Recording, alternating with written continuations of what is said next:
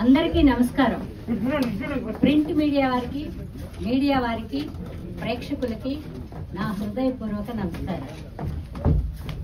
ఈ సినిమా మన కుటుంబం. మీరందరూ కలిసి కూర్చుని మమ్మల్ని చూసే మన కుటుంబం. మంచి కథ. Producer young lady Hemalatha. మాకు ఇందులో 2 హీరోలు ఉన్నారు. నాకు ఒక కొడుకు, సుమన్ గారికి ఒక కొడుకు.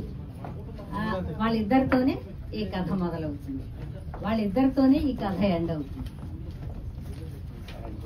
సుమన్ గారికి, మురళీ గౌడ్ గారికి, తర్వాత డైరెక్టర్ ఆకుల రాఘవ గారికి, మా ముందు ఆశయం లేని మీ అందరికీ